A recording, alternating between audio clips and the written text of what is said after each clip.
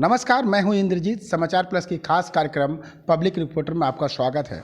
फिलहाल मैं मौजूद हूं ईचागढ़ विधानसभा क्षेत्र में, जहां से सिल्ली नज़दीक है और जमशेदपुर की दूरी लगभग 40 से 45 किलोमीटर की है। आज आपको हम उन 6 कलाकारों का दर्द से अवगत कराने वाले हैं जो दर्द अंदर ही अंदर सुलग रही है, जिन्हें सरकार मदद तो करती है और नहीं भी करती है। हम यूँ कह लें कि सरकार दिखावे के लिए मदद करती है। वो कौन सा दिखावा है, किस तरह की मदद है और इनकी तकलीफें क्या है, आज आपको हम रूबरू कराएंगे। आपको दिखाना चाहते हैं कलाकारों का ओरिजिनल मुखमंडल को। अब तक इन कलाकारों को आप 6 नृत्य के जो मुखौटे के बाहर से देखे होंगे। बाहर से आपको सुंदर लगता होगा एक दृश्य, जो दृश्य आपकी आंखों को, आपके दिल को, आपके मन को भा जाता होगा। शायद इनका जो मुखौटा होता है एक विशेष आकृति का बना होता है, माँ दुर्गा और कई देवियों का रूप में होता है। इस कारण से आपको लगता होगा कि ये बहुत खुश मिजाजी लोग हैं, मगर एक्चुअल में ये अंदर से कितने गमगीन हैं, कितने तकलीफ में हैं, ये आज आपको हम समाचार प्लस के कैमरे से दिखा पा रहे हैं। इनका वही चेहरा है जो रंगमंच पर चढ़ते हैं और लोगों का मन मोह लेते हैं। जमशेदपुर ही नहीं, झारखंड ही नहीं, बिहार, बंगाल और भारत के तमाम प्रदेशों के साथ वर्ल्ड के कई देशों में अपने इस कला का जौहर को ये बिखेर चुके हैं। हम मिलवाते हैं आपको प्रभात जी से। प्रभात जी यहाँ के टीम लीडर हैं, जो बताते हैं कि एक ऐसी कला है जो झारखंड की धरोहर है। किस माने में धरोहर है, हम इनके ही मुख से जानना चाहते हैं। सर, कैसे धरोहर है ये 6 नृत्य इस झारखंड के लिए? देखिए, ये 6 नृत्य हमारे झारखंड के सांस्कृतिक धरोहर है। ये बहुत ही पुराना पारंपरिक रूप से ये हमारी संस्कृति है, जो इसका मुखौटा और साज सज्जा अपने आप में इसकी सौंदर्यता ही विश्व विख्यात है। रद्दी कागज, मिट्टी, कपड़ा से इसका मुखौटा तैयार करके उसमें विभिन्न प्रकार के साजो सामान से मुखौटा तैयार होता है, जो देखने में बहुत ही आकर्षक लगता है। ये विभिन्न शास्त्रों के अनुरूप विभिन्न देवी देवताओं के चरित्र पर मुखौटा तैयार किया जाता है। साथ ही उसमें बदन में रंग बिरंगे पोशाक, धोती, कमरबंद ये सब पहन के इन्हें पारंपरिक वाद्य यंत्र जैसे शहनाई, नगाड़ा, ढोल और हमारे इस क्षेत्र के जो लोकल पारंपरिक झूमर होता है उसका लय के अनुसार वाद्य यंत्र बजता है और उसी पर कलाकार अपने भाव भंगिमा में किसी के चरित्र को प्रदर्शित करके दिखाते हैं। तालियां बजता है तो कितनी खुशी होती है। मंच पे कहीं आप कुछ कला दिखाते हैं और तालियां बजती है भीड़ से, तो कितना खुश होते हैं आप? देखिए, ये हमारे टीम के लिए ही नहीं, ये हर जगह कलाकार को दर्शक चाहिए। आप कितनों भी पैसा दीजिए और कहीं एक जगह नाचते रहिए, बोलिएगा, कलाकार को आनंद नहीं आएगा। अगर दर्शक वहाँ रहेगा और उसका कला को देख के दर्शक तालियां बजाएगी तो कलाकारों का उत्साह दुगुना बढ़ जाता है और वो कलाकार पूरी जोश के साथ आगे और अच्छा करने का प्रयास करता है। ताली बजता है, आपको खुशी मिलती है। उस मुखौटे के बाहर लोग देख के आपको ताली बजाते हैं। अंदर का जो तकलीफ है, अंदर का जो दर्द है, वो क्या है? क्या मुखौटा पहनने के पहले आप खुश हैं जीवन में अपने? देखिए, इसमें हमारी कला जो है उसको करते हैं और तालियां बजती है, तब हमें खुशी होती है। लेकिन अंदर की जो बात है कि इसको हम लोग ये करके कैसे खुश रहेंगे, इसका दुख तो हमें हमेशा सताते रहता है। जैसे कि हमें हर जगह हर लोगों को कलाकार चाहिए। जैसे राजनेताओं को भी कलाकार चाहिए अपने पब्लिक को ये करने के लिए, ऑफिसर लोगों को भी, पदाधिकारी लोगों को भी कलाकार चाहिए विभिन्न अपना इवेंट को ये करने के लिए। सरकार की विभिन्न योजनाओं का प्रचार प्रसार के लिए भी कलाकार चाहिए। हर लोगों को कलाकार चाहिए, लेकिन कलाकारों का सम्मान उसी समय तक करते हैं जब तक उसका काम रहता है। उसके बाद कलाकारों की समस्या के लिए कोई गंभीर नहीं है। आज किस परिस्थिति में कलाकार है, छौ कलाकार? बहुत ही मतलब संकट की स्थिति में है। जैसे अभी कोविड पार हुआ तो कलाकारों को कोई देखने वाला नहीं था। कलाकार कैसे है, सारा जगह भीड़ जमाना तो बंद हो गया था। कार्यक्रम कोविड 2 साल के लिए था, लेकिन जीवन में कई वर्षों से ये कला यहाँ चल रही है, आगे भी शायद चलेगी। तो वर्तमान स्थिति क्या है? वर्तमान स्थिति कलाकार अपने लिए अपने ही इसको बचा के रखे हैं। सरकार का जो प्रयास होना चाहिए, जितना होना चाहिए उतना नहीं है। सरकार का सिर्फ, हमारे झारखंड की बात करते हैं, सिर्फ यहाँ एक विभाग है कला संस्कृति पर्यटन, लेकिन उसमें कोई कामकाज नहीं है। निदेशालय स्तर पर ही कुछ पदाधिकारी है, आगे जिला तक सीमित है। जैसे दूसरे हर डिपार्टमेंट का जिला में जिला पदाधिकारी है, प्रखंड में प्रखंड पदाधिकारी है। अगर लोगों की कमी है, स्टाफ की कमी है, तो बहुत सारा विभाग अनुकंपा में उसमें जैसे किसान मित्र, स्वास्थ्य मित्र, पारा टीचर ऐसे लेके विभाग को चला रहे हैं। लेकिन ये सांस्कृतिक निदेशालय ऐसा नहीं किया है।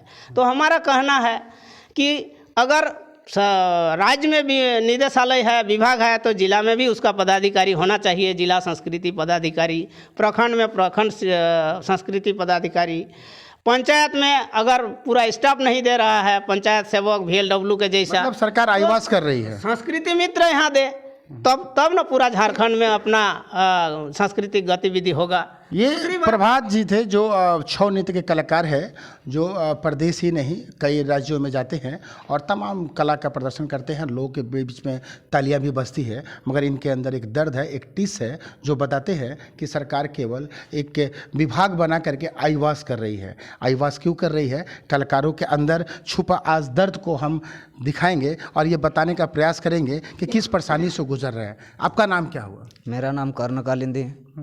क्या करते हैं पैसे से?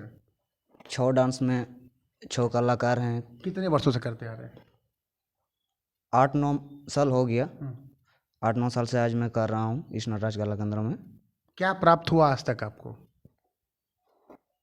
आज तक आप क्या पैसा कमा पाए, बहुत ज़्यादा परिवार चला पाते हैं? किस तरह से आपकी परिवार की परिस्थितियाँ हैं?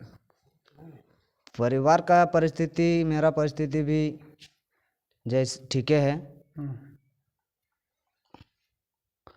कितने खुश हैं आप इस कला को सीख करके, मंचों पे अपना कार्यक्रम करके? मंच में कार्यक्रम करते हैं, कार्यक्रम तो मिलता है। जब कार्यक्रम होता है तो खुश रहते हैं हम सब लोग। और काम नहीं मिलता है तो? काम नहीं मिलता है तो बस घर में रहते हैं। क्या करते हैं इस बीच आप? इसके बाद और कुछ नहीं करते हैं, बस पढ़ाई चल रहा है। अभी इंटर पास किए हैं, अगला का तैयारी करेंगे।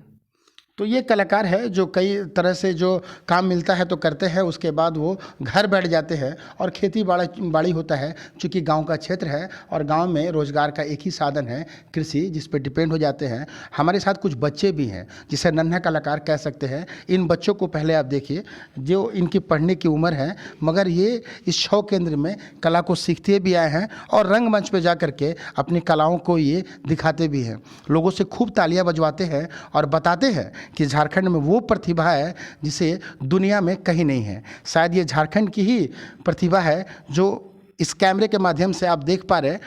आप बच्चे एक बात बताइए, आप क्या करते हैं? कुछ नहीं, नाचते हैं। हैं? छो नाचते हैं। नहीं, और पढ़ाई लिखाई कुछ करते हैं? हाँ, क्या पढ़ाई करते हैं? हिंदी। हिंदी। कौन से क्लास में आप? 9 क्लास में।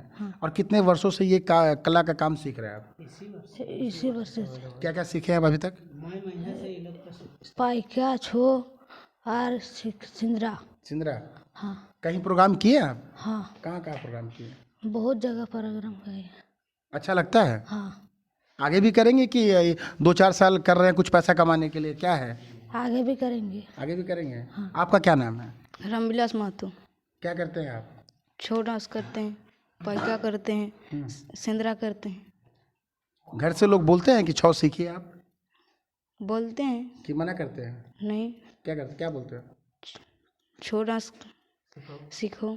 क्या बनना चाहते हैं आप छौ सीख करके?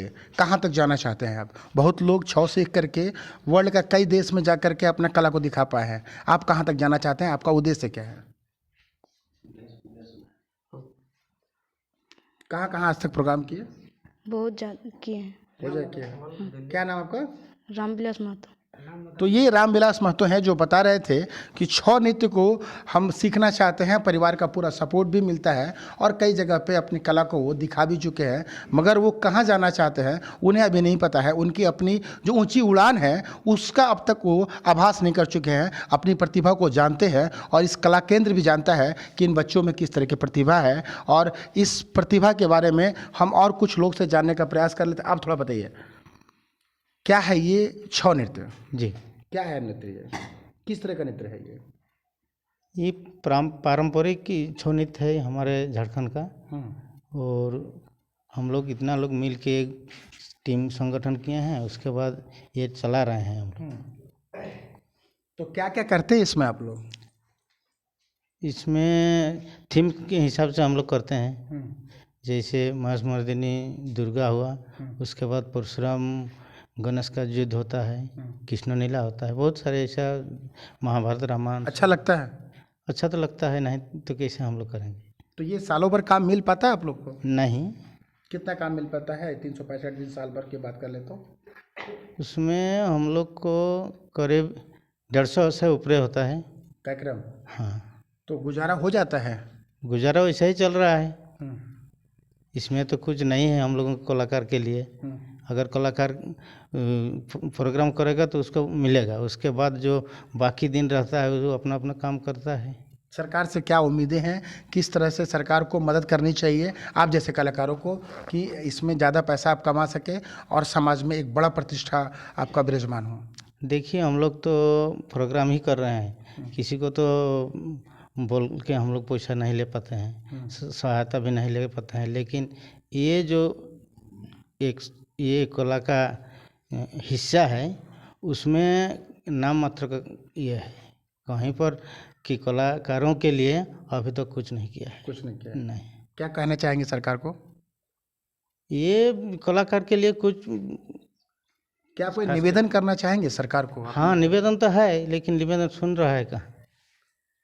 कुछ दिन पहले निवेदन है, मतलब सुनने वाला कोई नहीं है। कलाकार साफ तौर से बताते हैं कि निवेदन हम लोग करते आए हैं, लेकिन सुनता कोई नहीं है। केवल खाना पूर्ति सरकार करती है और कलाकारों की जो आज स्थिति है, काम मिलता है तो घर में रोटी बनता है, चूल्हा जलता है, बच्चे स्कूल जाते हैं, और जब काम नहीं मिलता है, चूँकि हर सीज़न में जो छौ डांस है वो नहीं होता है, कुछ शादी ब्याह होता है या बड़ा फंक्शन होता है, सरकारी कार्यक्रम होता है, तो ही इनको बुलाया जाता है और एक राशि दी जाती है जिससे इन कलाकारों का भरण पोषण चलता है। मगर ये कलाकार जीवित कैसे रहे, ये कला जीवित कैसे रहे जो झारखंड की धरोहर है, जिसे दुनिया के कई देशों ने माना है, और झारखंड जिसको पहचाना है, वो धरोहर कैसे जिंदा रहे, ये बड़ा सवाल है। एक छोटा सा विराम लेते हैं, उसके बाद बताएंगे कि झारखंड का ये छौ डांस आखिर किस स्थिति में है और आने वाले दिनों में इसका क्या होने जा रहा है।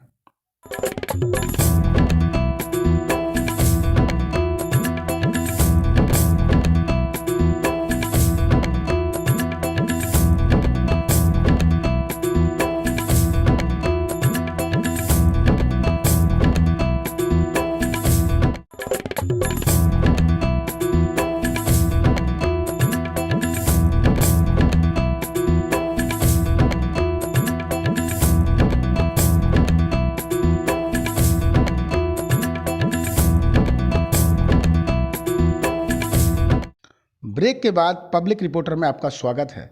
आपको हमने बताया कि छौ नृत्य क्या है, इसकी महानता क्या है, किस तरह कलाकार जो है इस छौ नृत्य को संभाले संवारे हुए हैं और देश विदेश में इस कला को बिखेरे हुए हैं। मगर आपको हम बताएंगे फिलहाल कि इसके पीछे का दर्द क्या है, कौन सी ऐसी पहेली है जो इन कलाकारों को घेरे रखती है और सरकार किस लाइन पे इनको केवल टच करती है, कुछ नहीं करती है। क्यों कुछ नहीं करती है, हम उसका भी आपको आभास कराएंगे। पहले आपको हम बात कराई देते हैं यहाँ के स्थानीय एक पत्रकार से, जिनके मुख से बताते हैं कि इनकी वर्तमान स्थिति क्या है, क्योंकि अगर नज़दीक से कोई इन्हें देख पाता है तो स्थानीय पत्रकार ही देख पाते हैं। ये हमारे साथ अरुण जी हैं। अरुण जी, किस तरह से आप इन कलाकारों को देखते हैं, कैसे देखते आए हैं, इनकी वर्तमान स्थिति क्या है और क्या लगता है आपको कि अगर इस पेशे में आने वाला जनरेशन नहीं आएगा तो ये जो कला है वो खत्म हो जाएगा, समाप्त हो जाएगा, क्या लगता है आपको? देखिए, कहीं ना कहीं ये कलाकार जब तालियों का गड़गड़ाहट मंच पर मिलता है तो अपने आप को खुशी का फूला नहीं समाते हैं, लेकिन होता क्या है वास्तविक रूप में, कलाकारों को जो हमारे पश्चिम बंगाल जो हमारे ईचागढ़ से सटा हुआ है, पड़ोसी राज्य है, वहाँ कलाकारों के लिए प्रोत्साहन भत्ता मिलता है, चाहे जो भी, चाहे ये आपका छो डांस का मामला हो या दूसरा सांस्कृतिक, सबको कुछ न कुछ सरकार की ओर से सहायता प्राप्त होता है। इस कला को बचाने के लिए, प्रोत्साहन करने के लिए भी सरकार ने बहुत सारी योजनाएं चलाई है, लेकिन हम देखते हैं ये नटराज कला केंद्र चोगा, इसका हम शुरू से देख रहे हैं, बहुत सारा कवरेज भी हम कर चुके हैं। नटराज कला केंद्र एक गांव से लेकर पूरा भारतवर्ष के विभिन्न राज्यों में और विदेशों में भी अपना परचम लहरा चुके हैं। और चूँकि एक ऐसा कला है जिसका भाव भंगिमा और ये मुखौटा का जो सजावटी है, जो देवी देवताओं का जो मूर्ति बनाकर उस मुखौटा को पहनते हैं और उसमें बहुत तरह का ड्रेस पहनकर जब स्टेज पर नाचते हैं तो उसका एक लुक लुभावना होता है, लोगों का मन मोह लेता है। और ये पारंपरिक नगाड़ा उगाड़ा ढोल सहनाई का धुन जब बजता है तो लोग लगता है कि हम कहीं ये देश विदेश का अप्सरा यहाँ पृथ्वी लोक में आ चुके हैं, इस तरह का मनोभाव होता है। विदेशी अप्सरा भी यहाँ आ चुकी है कला सीखने के लिए? विदेशी भी यहाँ आते हैं, विदेशी महिलाएं भी यहाँ कला सीखने के लिए आ चुके हैं, हम लोग बहुत सारा कवरेज भी कर चुके हैं। बहुत आपका ये सिनेमा जगत के लोग भी आए हैं शूटिंग के लिए, उसमें भी हम लोग शामिल रहते हैं। लेकिन कहीं ना कहीं दर्द इन लोग का देखते हैं, जो अंदर से इनका दर्द झलकता है कि चूँकि सरकार से इन लोगों को किसी भी तरह का सुविधा या मदद नहीं मिलता है जो मिलना चाहिए। चूँकि अभी का जो जनरेशन है, अभी का जनरेशन ये कला संस्कृति से दूर भाग रहा है। तो जो दर्द की बात आप कर रहे हैं, तो क्या आर्थिक दर्द है इन्हें? काम मिलता है तो पैसा मिलता है, काम नहीं मिलेगा तो पैसा नहीं मिलेगा, तो कैसे चलाते हैं लोग? ये देखिए, कहीं अब स्टेज करने जाते हैं तो 10,000 लेते हैं, गाड़ी का खर्चा है, इसका खर्चा, उसका खर्चा है, 200-300 करके अपना आपस में डिस्ट्रीब्यूट कर लेते हैं। संस्कृति है, एक अंदर से खुशी लगती है, लोगों का ताली सुनता है तो ये लोग इसमें जाते हैं। लेकिन आर्थिक रूप में आज ये अर्थ प्रधान युग है, इस युग में लोगों को पैसा चाहिए, अपना परिवार का भरण पोषण के लिए काफ़ी पैसा का ज़रूरत है। लेकिन हमारे साथ स्थानीय पत्रकार अरुण जी थे जो बता रहे थे कि ये अर्थ युग है और यहाँ पैसे की बहुत ज़रूरत है। जाहिर सी बात है, पैसा नहीं है तो आज मनुष्य की कोई कीमत भी नहीं है, और ये कीमत को सरकार नहीं समझ रही है और इन्हें एक मानदेय की ज़रूरत है जिसे वो अनदेखी कर रही है। क्यों अनदेखी कर रही है? क्या प्रतिभा आपके अंदर इतना है कि सरकार से जो मानदेय की राशि है उसे आप ले आएंगे एक निवेदन के रूप में? हाँ, सरकार से हमारा निवेदन है, आगे भी किए हैं, अभी भी कर रहे हैं कि हमारे राज्य के जो लोक कलाकार हैं, ये कला संस्कृति को बचाने के लिए दूसरे राज्य के तर्ज पर यहाँ भी कलाकारों को प्रोत्साहन राशि मासिक रूप से दिया जाना चाहिए। साथ ही अन्य जो योजनाएं हैं, सरकार कलाकार पेंशन योजना भी घोषणा करके रखी है, जिसमें इतना उसमें नियम कानून लगा दिया है कि अभी तक कोई किसी कलाकार को झारखंड में एको कलाकार को नहीं मिलता है। कितने कलाकार हैं झारखंड में? 6 के। जबकि झारखंड सरकार ने 2 साल पहले इसी सरकार एक घोषणा पेंशन की घोषणा किया था, बहुत सारा न्यूज़ में बहुत फ्लैश हुआ, कलाकार बहुत उत्साहित थे, लेकिन अभी तक उसमें एको को नहीं लिया। उसमें लिख दिया है कि वरिष्ठ कलाकार जो काम करने नहीं सक रहा है, जिसका बहुत ज़्यादा उम्र हो रहा है, जो प्रोग्राम नहीं कर पा रहा है, तो जो कलाकार बेड में है वो कैसे आवेदन करेगा, वो प्रक्रिया कैसे पूरी करेगा और कैसे उसको मिलेगा? कलाकार जो वर्तमान में कर रहा है उसको देना चाहिए, यही मेरा निवेदन है। प्रभात जी, कितने कलाकार झारखंड में कुल लगभग है, क्या आंकड़ा आपके पास है? देखिए, अभी तो झारखंड सरकार कलाकारों का कोई सर्वे नहीं किया है। हम लोगों ने एक बार डिमांड किए थे कोविड के टाइम, तो सरकार ने जवाब दिया था कि हमारे पास आंकड़ा नहीं है। तो मेरा कहना है कि सरकार ने ऑडिशन कलाकारों का लेने के लिए एक आवेदन लिया था, तो ऑडिशन ले, कलाकार आके अपना पार्टिसिपेट करेगा, उसी समय उसको ये करके पहचान पत्र दे और एक उसमें आंकड़ा तैयार हो जाएगा तो पता चल जाएगा। मेरा अनुमान में लगभग 15-20 हज़ार तो कलाकार होगा। इसमें सिर्फ छऊ ही नहीं, तीनों छऊ का है, खरसवां छऊ है, मुंडारी है, हो है, संथाली है, आपका नागपुरी है। क्षेत्र हिसाब से कलाकार हैं। जैसे संथाल क्षेत्र में सिर्फ संथाली कलाकार ही मिलेगा आपको। कोल्हान में ये छऊ के साथ हो है, माघे है, खूंटी क्षेत्र में आप मान प्रतिष्ठा सरकार आपको नहीं देती है, क्यों सम्मान नहीं देती है, जबकि आप लोग को विदेशों में सम्मान मिला है? देखिए, सरकार अभी तक नहीं देंगे ऐसा जवाब कोई ना मंत्री बोला है ना कोई पदाधिकारी बोला है। सरकार से हम लोग को यही बात सुनने मिला है और हम देखने को भी मिलता है। सरकार का सब विभाग में अपना जनबल की कमी को बताता है कि इतना कम आदमी में कैसे उतना काम करें। वो तो प्रॉब्लम सरकार का है। लेकिन हाँ, सरकार को इसीलिए तो मेरा कहना है कि सरकार इसमें भी नियुक्ति करे, जितना स्टाफ की ज़रूरत है उतना बहाली करे और जितना स्कीम है सब स्कीम को नियमित करे। बहुत सारा स्कीम कलाकारों के लिए है, नहीं है ऐसा बात नहीं है। कितना मेहनत करते हैं आप इस कला को करने के लिए, इसको सीखने के लिए कितना मेहनत किए, और जब रंगमंच पे जाते हैं तो कितना मेहनत करते हैं आप? देखिए, मंच में तो जितना करने का है उतना ही समय मिलता है और उसी में करते हैं, लेकिन इसके पहले मंच में जाने के लिए बहुत तैयारी करना पड़ता है। अपना साज सज्जा के साथ अपना रिहर्सल कि हर जगह बोलता है कि यहाँ इतना मिनट का करना है, तो हम लोग को उसको तैयारी भी उस हिसाब से करना पड़ता है कि इतना मिनट में कैसे हमारा समाप्त हो जाए। क्योंकि करने का टाइम हम किसी को कह नहीं सकते कि आप इतना कीजिए, इतना लंबा कीजिए, क्योंकि हमारा मुखौटा पहना हुआ रहता है। इसमें ना वो सुन पाएगा ना वो हमारा इशारा समझेगा। मगर इसलिए पहले ही तैयारी करना उस कार्य का रिटर्न तो नहीं मिलता आपको? नहीं, उसका रिटर्न नहीं मिलता है, खाली अपना परफॉर्मेंस का ही हमें मानदेय मिलता है। तो एक मानदेय पे ये देश विदेशों में जाते हैं और रंगमंच पे जो छौ नृत्य है वो दिखाते हैं, लोगों की खूब तालियां बजती है और ये खुश हो जाते हैं। मगर सरकार या फिर आम लोग ये नहीं देख पाते हैं कि उनके घरों में चूल्हा जला कि नहीं, उन्हें तकलीफ क्या है, किस आर्थिक दंड का वो दंश झेल रहे हैं, उन्हें पता ही नहीं चलता है। आज आपको हमने दिखाया समाचार प्लस पे कि इनके मुखौटे के पीछे का दर्द क्या है। आपको हम इनकी साज सज्जा की सामग्री भी दिखाई देते हैं कि किस तरह से ये तैयारी करते हैं और किस तरह से ये रंगमंचों पर जाने के लिए अपने आप को तैयार करते हैं। देखिए, कलर का कुछ सामान है, कुछ मुखौटा है, जिसे ये अपने हाथों से अपने कलाकारों को सजाते हैं और अपने आप को पूरी तरह से अपडेट करके मंच पे चढ़ते हैं, ताकि लोगों को ये जो कला संस्कृति है वो अच्छा लगे और लोग तालियां बजाएं। मगर इसके पीछे का दर्द शायद लोग नहीं समझ पाते हैं। इस मुखौटे को देख के आपको अनुमान लगता होगा किसी गणेश भगवान का ये मुखौटा है, मगर इसके पीछे जो मनुष्य है वो गणेश भगवान के रूप में दिखाता है। ये देश विदेश जाते हैं, कई तरह की इन्हें शाबाशी मिलती है, बहुत सारा धन्यवाद मिलता है, बहुत सारा ताली मिलता है। कई मंत्री हैं, कई नेता हैं जो इन्हें देख कर के ही मन से खड़े हो जाते हैं। उस मंच पे तो सम्मान मिलता है मगर बाकी दिनों में सम्मान नहीं मिलता है।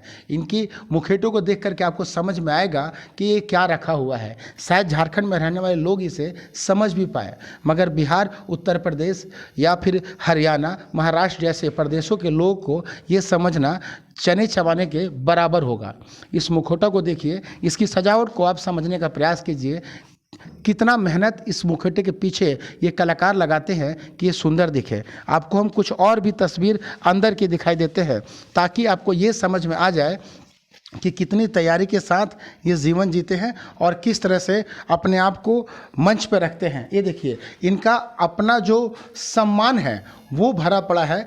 शायद आपके और मेरे घरों में इतना सम्मान आपको नहीं मिला होगा और नहीं हमें मिला है किसी भी क्षेत्र में, मगर इन्हें राज्य स्तर पे, नेशनल स्तर पे कई तरह के सम्मान मिल चुका है। इवन ऐसा भी है कि इनके यहाँ कई ऐसा सम्मान पड़ा है जो विदेशों से मिला है। चाहे भूटान की बात कर ले, नेपाल की बात कर ले या फिर अन्य देशों की बात कर ले, तो कई सम्मान इन्हें दी गई है, मगर वो सम्मान आज तक झारखंड प्रदेश में इन्हें नहीं मिला जो इन्हें मिलना चाहिए। एक मानदेय राशि का ये डिमांड वर्षों से करते आ रहे हैं। एक पहचान पत्र का डिमांड ये वर्षों से करते आ रहे हैं, जिन्हें नहीं मिल पा रहा है। और क्यों नहीं मिल पा रहा है, इसके पीछे का कारण क्या है, कौन है ऐसा जो इन्हें देना नहीं चाहता, आखिर सरकार क्यों नहीं चाहती कि इन्हें एक सम्मान दिया जाए।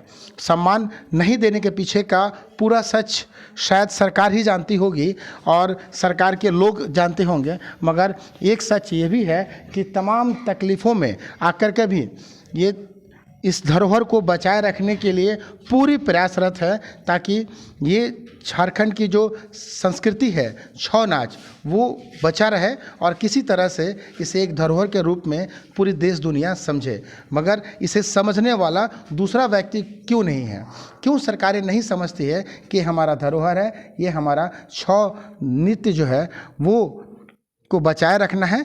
आप स्थानीय पत्रकार के मुख से भी सुन रहे थे कि किस तरह की परेशानी का ये दंश झेलते हैं, किस तरह से तमाम तकलीफ़ों को उठाते हैं और कैसे तमाम परेशानियों के बाद एक मंच पे जाते हैं और जाकर के जो रंगमंच की बड़ी बड़ी कहानियां हैं, जो हमारे आध्यात्म गुरु हैं, जो हमारे देवी देवता हैं, उनकी जो आकृति है वो अपने आप को बनाते हैं और मंच पे कला दिखाते हैं। लोगों के बीच तालियां उठती है, इन्हें एक खुशी होता है, इन्हें एक सेवा करने का मौका मिलता है। मगर इनके परिवार में आप हम कोई नहीं झांकता, सरकार भी नहीं झांकती है। ऐसा क्यों होता है कि एक प्रदेश का जो धरोहर है वो अब धूमिल होता जा रहा है। अब इस क्षेत्र में कोई आना नहीं चाहता है। बच्चे भी बताते हैं कि समय मिलता है तो हम नाच सीखते हैं, उसके बाद अपने घर में रहते हैं। तो आप अनुमान लगा सकते हैं कि आगामी 2, 4, 10, 20, 50 वर्ष बाद शायद छौ नृत्य को लोग समझ पाएंगे लेकिन सुन नहीं पाएंगे। अपने सहयोगी नवीन प्रधान के साथ इंद्रजीत सिंह, समाचार प्लस, ईचागढ़।